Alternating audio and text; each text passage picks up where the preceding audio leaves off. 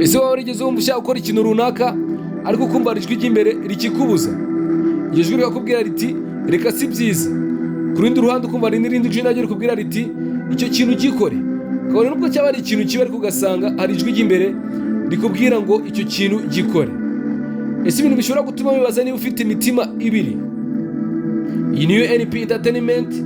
Manzira yo kwakoze subscribe, ukande like, share na comment kugira ngo ibiganiro bizajya bica kuri uyu muyoboro bitazajya bigucika kandi ari ibiganiro bizajya bikwereka ko uko ubuzima bwa buri munsi buba buhagaze. Mu by'ukuri umuntu agira umutima umwe, ndetse nirwo rugingo rukomeye rufasha gutembereza amaraso. Ariko mu buryo bw'umwuka ndetse n'amarangamutima hari ibintu bibiri bikomeye bitajya bihuzwa habe na gato: umutimanama ndetse n'irari ry'ibyifuzo. Umutimanama uzasanga ari rya jwi ry'imbere rikubwira gukora icyiza buri gihe, naho irari ry'ibyifuzo ntuzasanga ari rya jwi ry'imbere rigushishikariza gukora icyo ushaka. Kabone nubwo cyaba ari ikintu kibi ariko ugasanga umutima urimo urakubwira kugikora. Ibi ni byo bituma umuntu yumva intambara muri we, aho uzasanga umutima umwe uhora wifitemo impaka ebyiri zitandukanye. Tuzasanga umutimanama ari rya jwi ridakunda kuvuga cyane, ariko rimwe na rimwe iyo rivuze cyangwa se igihe rivuze ugasanga rivuze ibintu biremereye, rikakuburira, rikaguca intege zo gukora ikibi, ndetse rikibanda ku ndangagaciro, ku kuri ndetse no ku bumuntu. Naho ijwi ry'irari ryo rihora rigushishikariza gukora iby'inyungu y'ako kanya, rikakubwira ko gukora ibintu ibyo ari byo byose ari nta kibazo, rikakubwira ko icy'ingenzi ari uko ibyo washatse wabigezeho, byaba ari bibi cyangwa se bidashimishije, ariko kumva ijwi rikakubwira ati ibyo bintu nta kibazo cyangwa se icy'ingenzi ni uko bigezeho, iturize.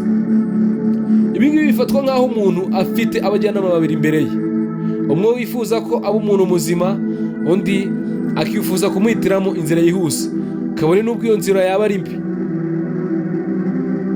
Ni kenshi usanga umuntu ajya gukora ibintu adashaka, ariko nyuma ugasanga uvuga ati nari nzi ko atari byiza ariko nabikoze nta kundi.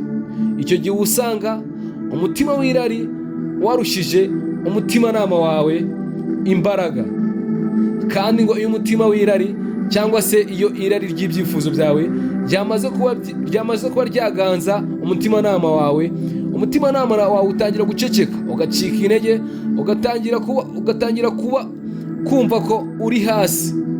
Ibyo bivuga ko umuntu aba arimo gupfa buhoro buhoro mu bwenge ndetse no mu bupfura.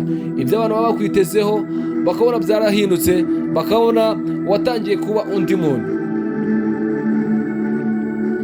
Ese waba warigeze guhura n'aya majwi abiri, ukumva imbere yawe hari ijwi rikubwira gukora iki, irindi rikakubwira gukora iki? Twandikire muri comment utubwire niba hari igihe warumvishe imitima yawe itandukanye, ndetse ukumva niba hari umutima warushije umutimanama wawe imbaraga. Icyo gihe ntabwo uzaba wakoze ibyo umutima wawe ushaka, ahubwo uzaba wakoze ibyo irari ryawe rishaka.